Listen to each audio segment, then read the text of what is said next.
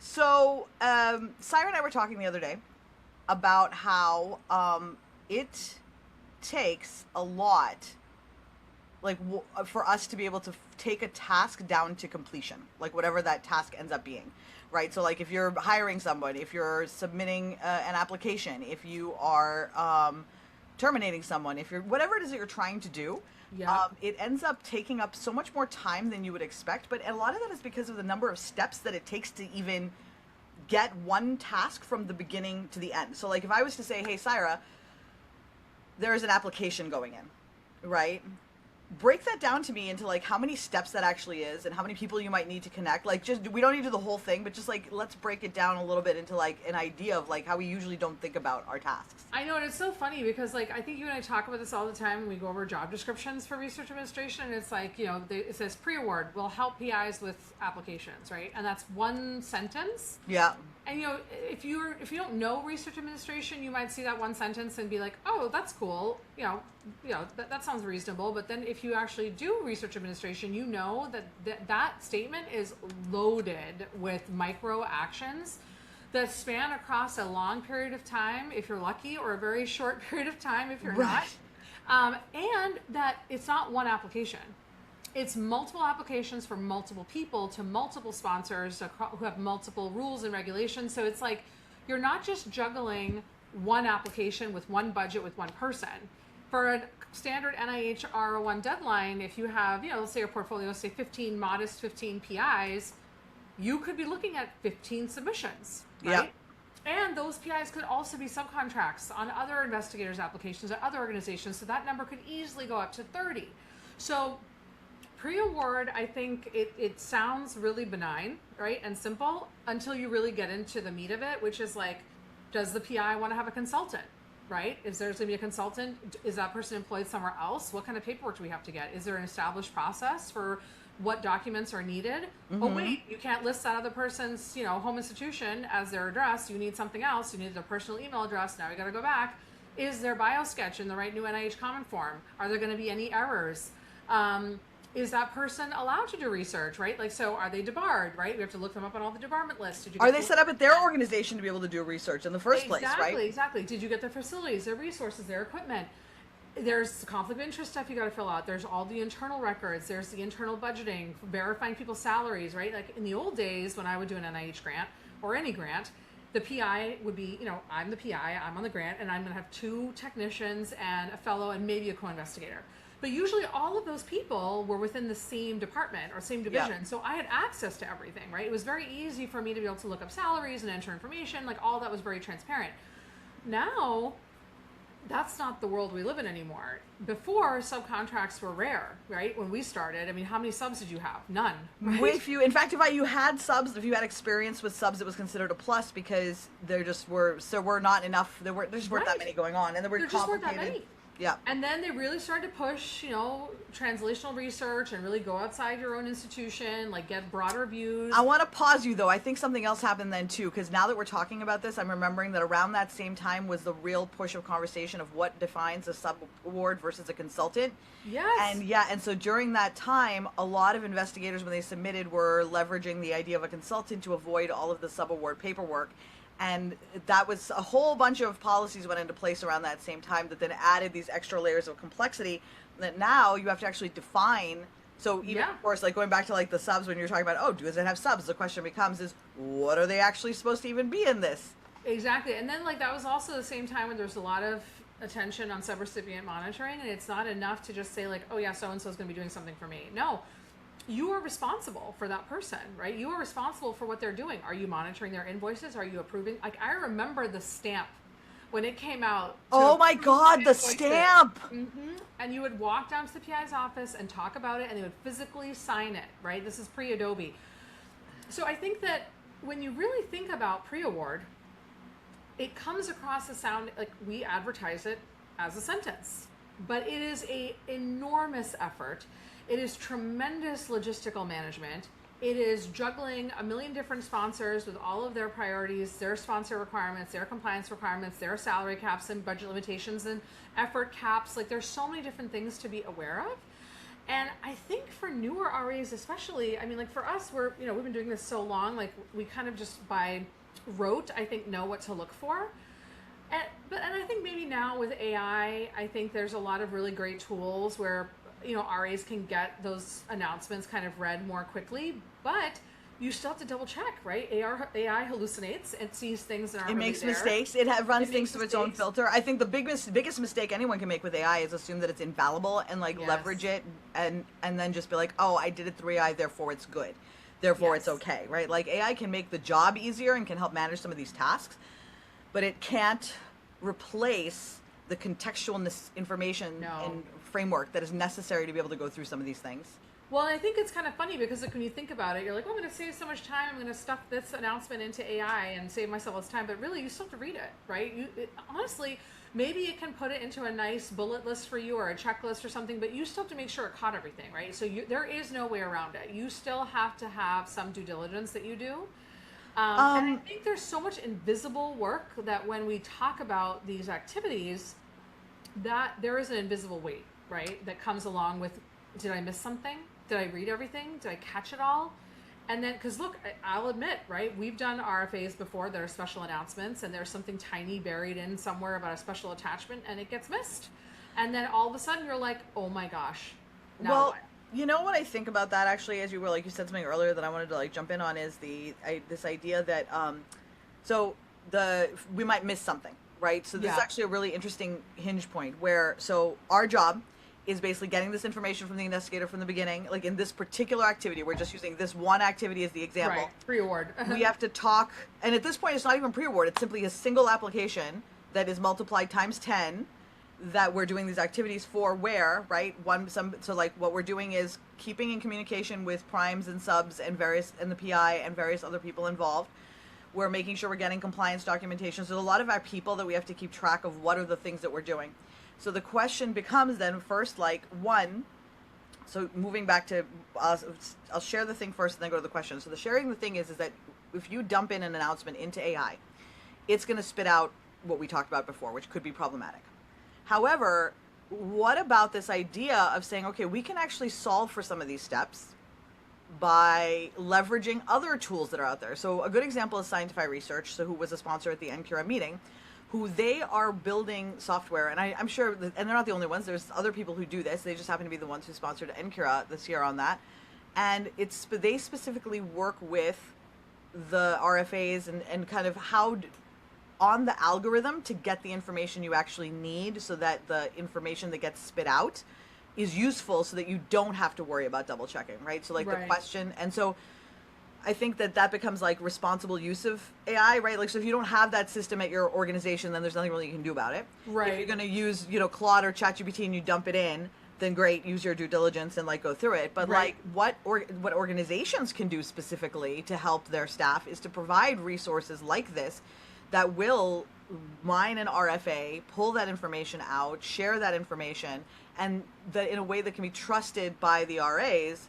Because, going back to the thing that becomes a problem, is that it takes a very specific type of skill set to be able to carry all of these balls in the air all at once. And I've had this conversation with a number of RAs who have, I would say, 20 to 30 years in the industry, and then a bunch of newer RAs. So what's interesting is that it's weird. I didn't talk to anybody the mid-range, just brand new in the last 3 years and then 30 years. And to a person, they said that they felt like the job was, and then this is the analogy we came up with, was like a balloon. I think we talked about this before, where if you're in a room full of balloons and each one has a different amount of helium and air in it, so some are falling faster, some are falling, slower, and your job is really to look around, know where all of the balloons are, make sure that none of them touch the floor because the floor is made of lava. Floor is lava. And then we're bouncing it up, but then it's when you bounce it up, each one of those things takes I need to watch all the balloons. Yes. Now I need to see, that's the one who's the closest to the ground. I gotta grab that one. Shit. That one, actually, somebody just put a lead weight in it while I am grabbing this balloon. So it's almost like you dive in, pop it up so it goes up a little bit, and then you have to run over to the other side to grab that thing, right? Yes. And so multiply that by, so let's say you're just doing pre-award, right? Then you're multiplying that for each task, each grant, each thing, times 10, times 20, times so on. If you are post-award, there's a whole nother set of activities that you're tracking. And so here's what's interesting. I use this to make a list. I keep all of my activities for the last 2 years. I have a project manager that I held on to for, like, I've been using it for my task manager for years. Yeah. As a result, I've been able to create some incredibly powerful statistics about what is the nature of our work. Yeah. And the nature of our work really is that. Yeah. Making sure that everything goes over the finish line, and we are the owners. And that is an enormous amount of emotional labor.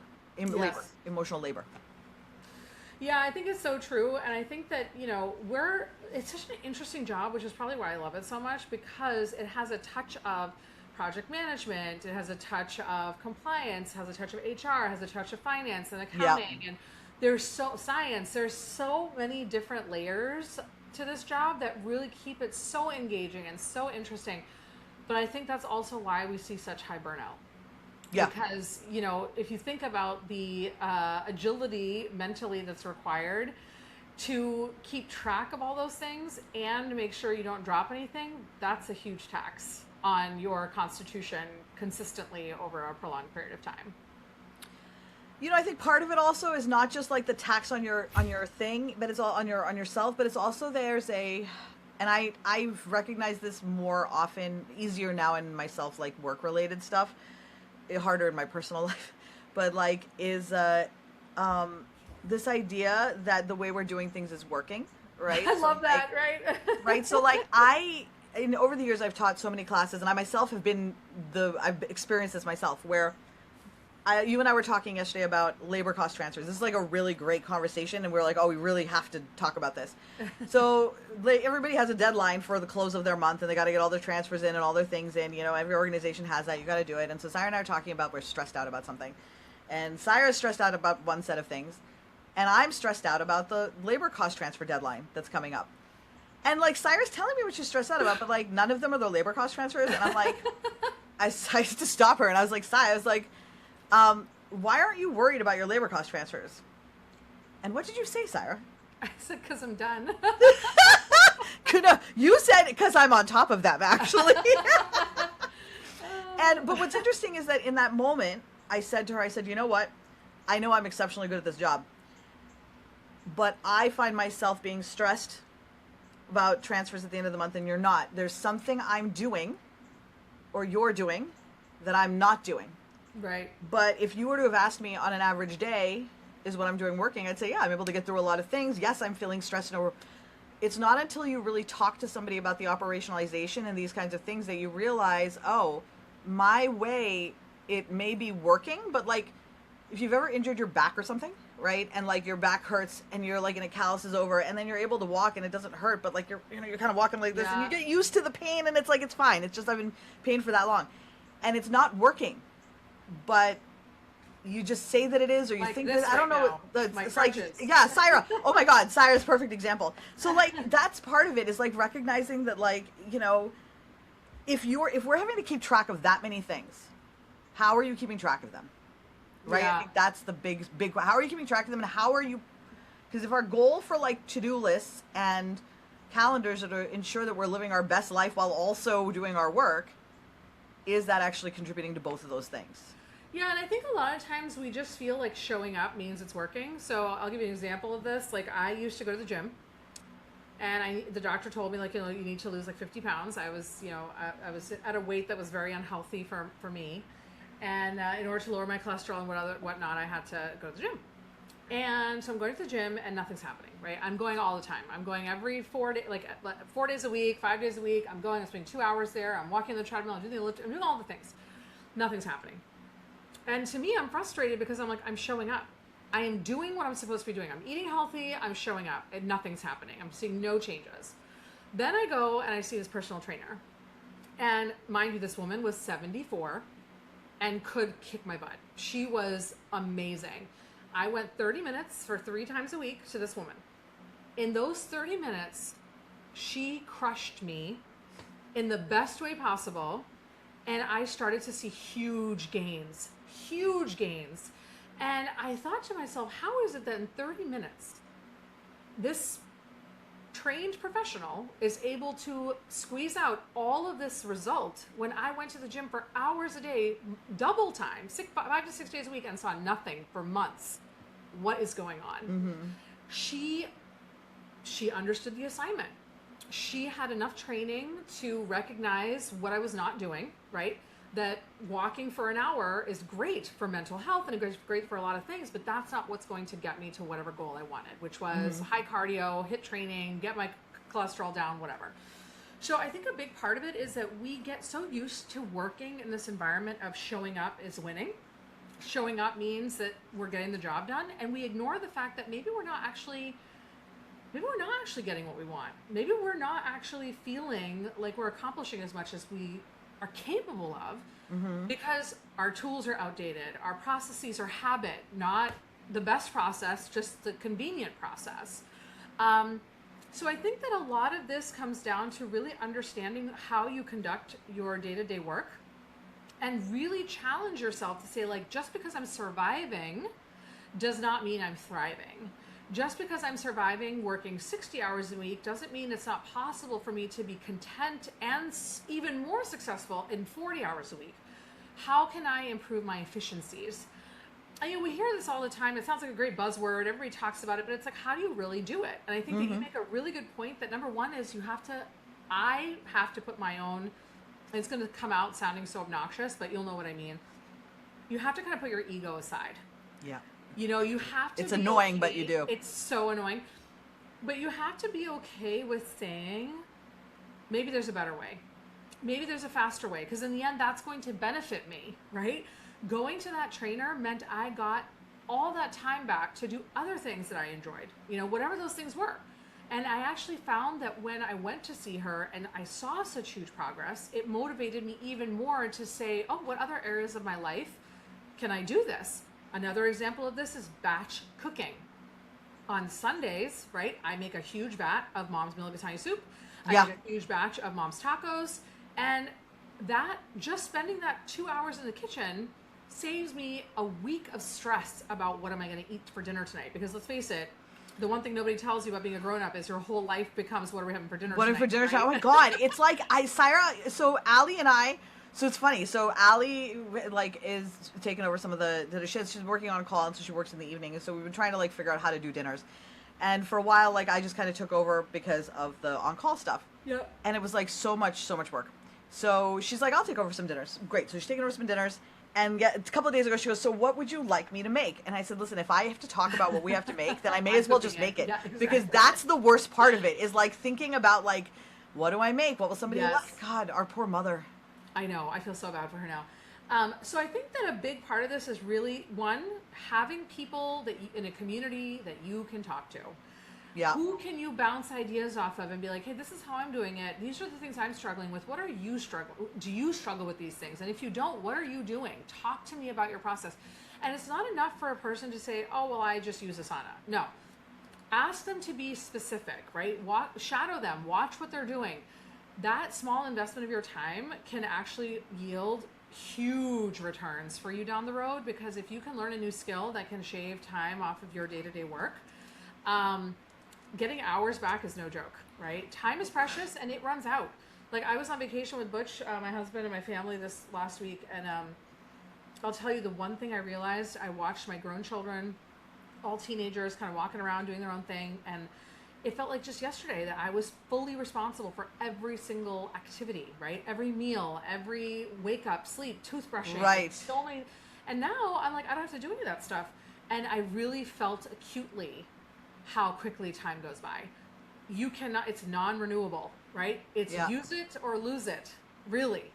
So Jesus, I never really thought about that way, but oh God. So when you really think about it, there is a tremendous reason to put the ego aside and spend some time learning about ways that you can break some old habits that might be keeping you trapped in an environment that's not serving you anymore. It may support survival, but it is not supporting thriving. And I think that should be the goal, right? The goal should not be to just make it through the day. The goal should be to soar through the day and be excited about it.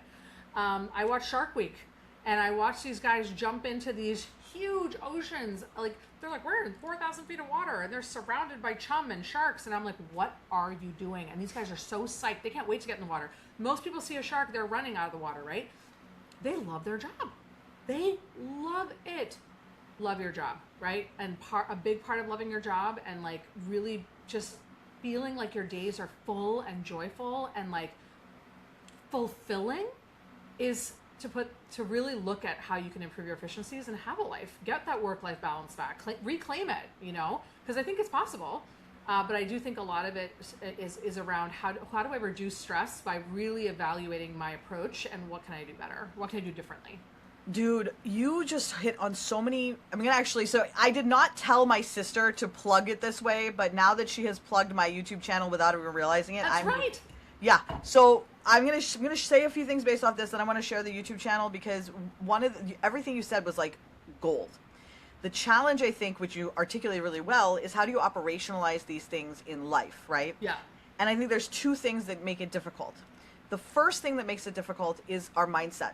Okay, and the mindset is, and I don't mean mindset like improve your perspective or like, like in that, not in the toxic positivity kind of way. Yeah. I mean it in the, Ali and I are really right now into how do we do this on a micro scale. So I'm reading some books on like, how did the calendar get invented? Why are we using calendars the way we are? Why is time set up the way that it is? And if you think about it, let's go back to millennia ago. Okay. It was, and somebody said it's time to do something. It wasn't a clock. It wasn't 5 o'clock. So if you go outside and you see a hummingbird taking pollen out of the flower, the hummingbird didn't see that it's 2 o'clock in the night. It was time. The hummingbird just knew it was time, right? Yeah. Because it knows when it's time based off of other things, the sun, the way things feel. There's a lot of other in the context of its things. surroundings. Yeah. Right. We as human beings have separated ourselves from the world. Right? We are the only species on the planet that knows what Monday is, except for Garfield. Only species, right? Think about that for a minute. No other species. And so, when I thought about that, I was like, that is like, I feel really angry that I know what Monday is, right? And it made me realize, well, it does, right? Because like, that's amazing. Right, I'm so mad. Like, why do I know what a Monday is? Who cares about a Monday? It's so arbitrary. It's arbitrary, right? And the colonial calendar that we use now is set up around the idea of scarcity. Because think about it, the second I put something on your calendar, what's the first thing that you think? I've lost X hours, exactly. right? I say you have to sleep, you're like, okay, that's 24 minus 8. Okay, I have to work minus 8, right? You're already going away from it. So now we feel this panic of holding on to our time. Yeah, yeah. With the time that we have, we feel desperate to do all the things that we need to do in it because conditioning. Yeah. And none of this is judgment against any person. Like, it is impossible to grow up in this world without having that conditioning. Yeah. And we are in systems that reinforce it and oppress people into that, right? But there are ways in which we can have control within those spaces, right? So, like, you may not be able to control what your boss is doing or what your organizational, operational structures are, things like that, or whether they invest in scientific research or not. But, and this is why I'm going to share my screen, you can control the things that for you, and this is great because I've never done this before on Riverside, that for you will help you work through the ideas, like whatever it is that's holding you back. You're like, well, I can't do X because I don't want to lose my job. I'm afraid of Y, right? The podcast, so if you go to my YouTube channel, the podcast down here, Stop Shitting All Over Yourself. If you click on the playlist, it actually has a list of many, many podcasts, over about 100 podcasts, of that each one will address one of the things that prevented me from making those changes. Because there was a time where I was killing myself working. I almost ended up in the hospital. Saira was with me when we went to St. Joseph's, which was like a nightmare experience. It was horrible. But these were the people that through their teachings, I learned how to decondition on some of those spaces, like in terms of just what is emotionally holding me back. But then operationally, I need to know how to mathematically do this. And Saira was saying you need to, like, if someone says they use asana, then ask them to show you how. So if you go here to reclaim your schedule, that right there, or there's another one called Commitment to Clock Out down here. This one is much more comprehensive, and I would use this one. I will literally walk through every step that will help you to build the boundaries, because like the secondary part of this is also boundaries, right? Like if you're going to say that I'm only working X number of hours, what impact does that have on your job? right? And so like, and is there a way to work with your boss on this, right? Like, so a lot of times we're like, oh, I can't do that. It's like, okay, well, how can I make it work? And I think It's funny you should say that, because like I can't remember where this was that I saw this. I don't remember, but it was this idea. Maybe it was a TV show. I can't recall, but basically the idea was stop thinking so much about what you can't do, and just think about what you can do. Yeah. Right? Because I think we get very stuck in this like loop of I can't do it because of this, right? There's a million reasons why we can't do something. Okay, fine. Think about what you can do. And I just went through this with my vacation, right? Like I was in a wheelchair, like fall down the stairs, bust my ankles. It was horrible. And I literally let myself get to I was really upset. This is my 20th wedding anniversary trip.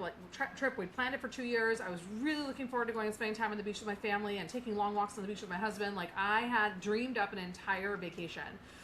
And all of a sudden, with one fall down the stairs, it all went up in smoke, and I was really upset. And then my husband, God love him, just kept saying, like, Saira, I know this is disappointing, but this is what it is. At this point, you have two choices. You can either let yourself get consumed by the disappointment, or if we're still going, you can just lean into it, right? And make the best of the situation. And what can you do, right? Let's talk about that instead. You can, instead of having a busy vacation of running around like you always do, you can not do that. You can just let me take care of you and enjoy the water and sit there and bask in the sun all day, right? Like, so there's different things. Yes, it's different. It's different than what you imagine, but you can still do a lot. And that was such a huge, it was very hard for me to accept that feedback and force myself to say, I'm going to stop focusing on what I've lost. I'm going to stop focusing on what I can't do because of external or internal influences. And instead, I'm going to think about what can I do. That's another thing that's really interesting about Shark Week. And so if anybody if you haven't watched Shark Week, you can learn a lot aside from just science. Very interesting thing that these guys have is tremendous creativity for problem solving. Just think about it. You're at the mercy of nature. Weather, shark moods. You may want to tag a shark and get a sample, but if they don't get close enough to you, guess what? You're not, right? Right. So they have to find ways to entice the sharks. And it's always different because depending on the kind of shark you're dealing with, right, you have to kind of adjust your approach. You witness incredible resilience in the face of tremendous challenge, right? And these people find ways, right? Even in the most deadly of circumstances, they find ways. And so I think it's really fascinating when you witness people that are in these kinds of really dangerous jobs. They push themselves to such a limit because they rely on this premise of there's a way. I know there's a solution. I know I can find a solution. I just have to think about it. I just have to talk about it. I just have to talk to other people about it. I just have to problem solve. I have to reevaluate how I approach this and say, what did I do wrong? What can I do differently? They're not afraid to be wrong. And I think that's a really big lesson that I learned from watching it. And honestly, if you haven't seen it, it's like one of the best seasons I've ever seen. So. You just said something that like triggered something that Scott said to me earlier today, my flow coach. And he actually was talking in passing because we're trying to set up a flow event of fire spinning down here on the beach. And so we were just talking and he said, because he has so much stamina. This guy like drives from up to Maine down to Providence. He will dance for 10 to 20 hours in a row. Amazing. Like the amount, and he said like it's endurance and you can build it up. And then he just throwaway comment. He said, but the desire has to be there. Yes. And I got really annoyed when he said that, right? Like so annoyed. And like, I mean, it was in a group, it's fine. It wasn't directed at me. It was just kind of like there. Yeah. But what it made me realize is that sometimes, and this I do more in my personal life that I'm working through right now. So like I'm doing a lot of work in yoga to like really do exactly what you're saying is accept what I can't change, gratitude, that kind of thing, because like you're only creating your own experience. Like it's not hurting anybody else for you to be upset about something. Like no one else is feeling bad about this except people who are empathically distressing and worrying about you. And so sometimes I have to ask, am I just enjoying this dishwater right now? Like, do I? And the truth is, and this is the hardest truth I think for me, going back to what you were saying, is how do we get past it? To get past it, you have to let go of your ego and you have to be willing to look at the things that are really holding you back. Yes. And the thing that really held me back was I I had developed this idea of I couldn't do X. And again, this is all I'm not like this in work anymore, so it's hard for me to remember that. But I remember there was a time when I was like that. But right now I'm growing in a different way, where it's like you're like, I'm not ready to let go of this part of my identity. Yeah. And we turn work and how we do things in so many aspects of our life into our identities that then letting it go is like, it's almost like a referendum on us as people, because our culture has articulated, has set up the system to where if you're wrong, so let's say you need to change something. So let's say you did typewriting on a typewriter for many, many years, okay? And you're like, I'm not switching to a computer. And now 10 years into the computer age, you're still using a typewriter. And it's time for you to use a computer, right? You may think that because you used a typewriter in the 80s, that suddenly made the typewriter wrong. Right. But it doesn't. The typewriter was the best tool for the job in the 80s. And now the best tool for the job, 70s really, but the best tool for the job is a computer. And we grow and change as people. And so it is really weird to think that a tool that you came up with 10 years ago, or a way that you thought you were going to work, or whatever it is that you've incorporated into your identity, is now going to be the same thing that you're using now and have the same results. Like, everything changes. And so for me, accepting that I wasn't ready and I had no desire to actually leave that space where I was feeling bad about myself. Yes. And then you have to sit with that for a while, right? Yeah. And be like, that part was the worst. Well, I think that's another thing we forget too, is that evolution is just part of our nature, right? And it's whether it's evolution from external forces or it's evolution, from just naturally existing in a space. When you make a really important point that accepting a new way of doing something does not immediately become a rejection or a judgment on how you did it before. Everybody does the best they can in the moment with what they have available. And you know what? As you continue to, this has happened, right? We've seen this. When you first start being an RA, you first, starting out, you're new, you don't know what you don't know yet, right? So yes, you're going to fall down, you're going to make mistakes. And then 10 years, you're going to look back and like, oh, how did I do that? Well, because you didn't know.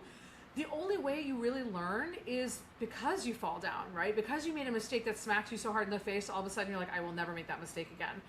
It is a really big job. And I think some of it, like, you can take all the trainings, you can get CRA certified, you can, do whatever it is, go to conferences, go to classes, all of those have tremendous value. But in the end, seat time, experience teaches you so much about the job. And then as you learn, that's the moment to say, oh, you know what? I think the way I was doing things served me well before, but now with some more information, I think I need to make some changes to make my life better, to make my life easier.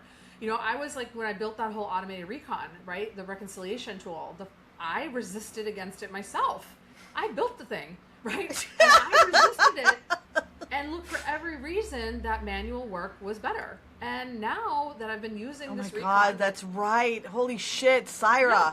And now it's like Minessa, how fast I can recon now, it's just, I can't even. It's unbelievable. It is just. It probably saves 40 hours a month on average per FTE. I mean, it's a huge amount of time that people get back, but it's a really hard turn of the wheel to give up that control that you perceive, right? It's not real. It's perceived control because it's just what you've done for so long. Yeah. And I kept saying to myself, like, if I feel this way and I'm the creator of this system, I can only imagine the resistance I'm going to face from users, because I know I'm not the only one that has this feeling, right? Where we feel close to the information because we're keying it in. But evolution is amazing, and the human's ability to adapt is phenomenal. You just have to give yourself the chance. And I think that's something that a lot of people are really afraid of. And look, right now I'm dealing with it myself. My husband keeps saying, he's like, Saira, try to walk with the cane now. Put the crutches away. The swelling from the flight's gone down. Take the cane and see how you do. I'm too scared. That's the truth. I'm too scared of getting hurt again and falling down. I know that feeling. He's like, Saira, it's not going to happen, right? You're already in great shape. Everything's going to be fine. You just have to trust yourself. But that's really hard to do. And so I think, and here's the thing, Minessa, I only fell 2 weeks ago. It only took 2 weeks for my brain to rewire itself to be afraid of stepping on its own. Think about that. It was no time at all. So actually, let's pause, because you did make a mistake. This is actually really interesting, because you went ahead and you pushed yourself that one time and you got hurt. Yeah. And I think that reinforced it. So just as a lesson, don't push yourself faster than you need to. Carry on, please. Sorry. No, I think it's true. It's very true. But I think the real message to me was it doesn't take much to mess with your mind. And it doesn't take a lot of time for things like, I mean, I've been walking for 46 years, right? Or 45 years, right? Since I was 1. This is very common for me, right? But one injury and 2 weeks and already my brain is like, be afraid, be weary, be Right. nervous. It doesn't take long either direction. So like In use either the direction. power, like, and Allie, Allie's a hypnotist, right? And so she's really into like how our brains work. And she's like, it doesn't matter what you tell your brain. Your Yeah. brain will believe it. And so It will you believe it. get to decide how you want to do this, right? And so I think for me, again, going back to the ego, think about this, Sai. This sucks, okay? I'm going to say this, but if that is the case, then now, again, like, this isn't to say, like, if you're trapped, you know, under a burning building, then you're actually trapped under a burning building. Like, really it's not are, like, yeah. right? So, like, let's within the realm of reality You here. can't mindset your way out of a tornado. You Right, know? Like- exactly, right? So, like, I'm not saying that, but, like, in this case, like, how much of the torture that I have put myself through in various ways in my life, and if I reflect upon it honestly, I can say that some of those things there was like I had to heal, like you had to work through, this is life experience, and then other things are fear-based stories that I was telling Yes. myself that held me back. Yes. Yeah, and we do it all the time. I mean, like, we do it all the time. And that's one of the reasons why, like, this whole experience, like, I think, you know, we say this all the time. We try to be zen, right? You and me. I'm talking about you and me specifically. Yeah. We try to be zen about these things and say, you know, like, look, things happen for you, right? Like, even Right. when they're terrible, you know, like, try to find a service from that experience. And, you know, I've been pretty upset about falling down the stairs because, as you know, I've been on my fitness journey. I've been walking. I've been exercising. I mean, I felt amazing. But this experience has really taught me the importance of always coming back to the now. And stop, as Mom used to say, stop borrowing trouble, right? Like, Yeah. the future is not written. You don't know what's happening next. But by spending so much time in what could potentially happen, you miss everything that is happening, right? You miss all of it. And so I think that a lot of this is also bring yourself back to the present. Yeah. Really think about what matters to you, right? Like, I mean, are we really just trying to survive day to day? Like, is that the goal? Is that That's the goal? key. Is like that's not like at some point I think we all lost the thread, and why is because going back, it's nobody's fault. The systems. This is what late stage capitalism does to people, right? And so Yeah. the only way to break the system is to actually do what we're talking. Like, is to actually do these things. Like, you'd think it was something else, but it's actually the surrender into what our true needs are, right? And like, Well, and I really think that it benefits everyone because I think inefficiencies at work don't help anyone. Tired, burnt out people make mistakes. Tired, burnt out Yeah. people leave their jobs. They look for other jobs, right? No, burnout doesn't help anybody. And so by helping people and encouraging people to really set those boundaries and really look inward and have more work-life balance, that promotes mental health. And I think that minimizes burnout and helps people feel good about the work they're doing and feel invested in not just their own success, but feeling committed, right? Effective commitment is what it's called, where you really feel like you're part of something because it's mutual, right? You care about it, it cares about you. So I think that it really helps organizations extract maximum performance from employees when employees feel that they have the breathing room to increase efficiencies. But I think one really important message that I want people to think about too is that one size does not fit all in this environment. Minessa loves asana and swears by it, and I think it serves them really, really well. I've tried it, and to me, it's just a hindrance, right? Like, I've tried it multiple times. It does not work for me. But there's other methods that do work for me. So I think a really important thing also is to remember that when you're coming up with these processes, what works for somebody else may not work for you. But that doesn't mean that what you're doing is working either. So it's right. really important, you know, it's important to not just say, oh, well, the way Minessa does it doesn't work for me, therefore my way is better. It's I need to keep looking, right? I need to keep asking questions. I need to keep having conversations. I will find something or a hybrid that works for me, right? So it's not giving up. It's once you, and honestly, Butch and I were talking about this, my husband Butch and I were talking about this, that once you see the matrix, it's really hard to unsee Yeah. it. And once you start to really look at the decisions that you make every day that don't actually benefit you and you're doing them because it's habit, not because it's fulfilling, all of a sudden you start to see it everywhere, right? And you get really good at saying, ooh, this is habit. This isn't service anymore. Right. This is an area where I can put some attention. Like before, I was like, I don't have time to exercise. Not buying it because I found a way, right? So I think there's a lot of opportunities for people to get more efficient and have a better, more fulfilling experience, both personally and professionally. But it does require that really tough self-reflection that I think does not come easily to anyone. To anyone. I don't think because I mean, like, I was talking, so I'm working with, I have many coaches, and a lot of the coaches I work with, when we talk about this, there's some things that they're like, I've been teaching this for years, and then I'll loop back around and have to learn it again. And when I learn it again, I'm like, shit, I learned this 5 years ago and I forgot it. And I'm so angry, and I'm angry that I have to relearn it. And so I think, like, there's also going back to conditioning is right. Our conditioning in our culture is very much that, like, the perfectionism. So when people say I'm a perfectionist, it means you don't like finishing things. Because basically you're just good because it keeps you going. And who benefits from that? Yeah. The only people that benefit from that are not you, right? Because you get worn out. And if you get worn out and burned out, you are replaceable in any organization. Yeah. And that's I don't think anybody benefits from perfectionism, to be honest. Like, nobody does. Nobody but does. And this is why the system doesn't actually help corporations either, right? So the system itself doesn't work, and it's not serving anybody. No. Because think about this, right?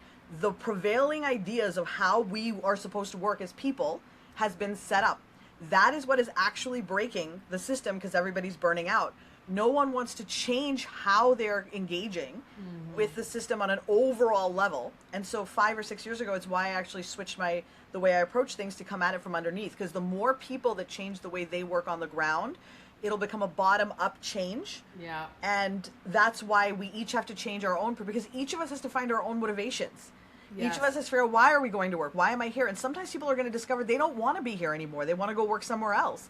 But those are the questions that the system that we are all suffering under, even the people who run the companies are suffering under the same system. Like, it's not saying that there's some guy up there going, ah, ha, ha. No, the system itself is running on its own. Yeah. That's what's so terrifying. And so what we're talking about right now is really taking ourselves out of the system, saying, okay, I'm looking, like, seeing the matrix, saying this is what the system is. Yeah. What is going to work for me? What isn't? And the videos that I have, I talk about the foundational operationalization of it, but leave it very open in terms of how you operationalize it. Because, like, Saira and Asana, not friends, right? So, like, and I know that that's not her thing, but I also know that whatever her system is, it works for her, right? But I had to really work hard to figure it out. I remember when your system wasn't working for you, and I had to say, oh God, that was such a hard, it was like a long time ago, and I was like, how do you say to someone that their system really isn't working? It's not working for you. Yeah, it's not working. I know you think it is, but it's really not. As your sister, so you can be like, I'm like, hey, Saira, this isn't working. You're like, fuck you. It's like, well, but, like, that's how we help each other, because, like, it's only going to make you better and me better. Like, what I learned about LCTs the other day, now, by the way, I'm doing them at the same time as my recons. Yeah. Because we talked through it, and I realized this is what's holding me back. And it sucks that, oh, damn, I've been suffering the last 7 months, and I should have probably done it this way. Oh, that kind of sucks. But, like, best time to plant a tree is 10 years ago. Next best time to plant a tree is today. Today, yeah. I mean, we talk about this a lot in, like, economics and accounting, is this idea of sunk costs, right? It's like people tend to get really preoccupied with sunk costs, meaning, well, I've already done it this way for so long, I should just, double down and keep doing it. But the reality is whatever's been done has been done, right? We can't change the past, but we can make the future better, right? From today forward, we have huge opportunities for improvement. So whatever has happened, right? Don't let the past be an anchor or a noose around you, pulling you down to the bottom of the ocean with shark-infested water. Right? It's like, I should just die now. Right. It's like, there are lots of ways. But to the point you were making think about why you're doing what you're doing. I just want to plug Simon Sinek's book, right? Start with Why. Excellent book that will really help you understand the why of what you do. It's a beautifully written book. It's actually really fun to read. Great audiobook as well if you like audiobooks. You want to hear the audiobook because his voice is really hot. He has a great voice. He does. His accent is delightful. And, captivating. He's a great storyteller. And I think that's really important too, right? Like, find people online who are good storytellers that you connect with. The first time I saw Simon Sinek do his video about why, it changed my life. And it's a short TED Talk. It's not even that long, but it was life-changing. So it's very, very, very, very good listen. But with that, it's 12:50. 12:50. Wow, we managed to talk about this forever. Like, this is one of my favorite conversations. Same. Yes, alrighty. So everyone, we are going live here again 2 weeks from now. Again, 2 weeks. Same bad time, same bad channel. We're going to be Same talking bad about time. LinkedIn, I think, and how you can use LinkedIn and all of the LinkedIn things. Yes. Now that we learned how to share screens, we'll be sharing screens. But in the meantime, two things. One, if you are looking for videos to help you with this sort of stuff, then head over to my YouTube channel at minessa.tv. And if you are looking for stuff for tools to help you with Workday, to optimize your finances, Saira, where can they find you? Saira Valley something. ValleyConsulting.group. This is going to work well. So we need to work on our marketing thing. This is the thing we need to find at I'm the end. tired. My foot hurts. But it's fine. It's fine. Find her on LinkedIn. But the point is that like Saira and I both together, we really enjoy doing this. So if you are like, listen, I have this problem, or I want to talk through something, we love to geek out about it too. So like, it doesn't have to be like, oh, hey, I want to hire you, as much as, just, hey, I want to talk to you about this problem. It Yes. is amazing what you can accomplish when you sit and just kind of brainstorm about an idea for no other purpose than brainstorming about the idea Exactly, with no exactly. other thing in there. So have a wonderful rest of your week. Yes, indeed. And take care. My sister, Bye. goodbye. Feel better. Bye, sis.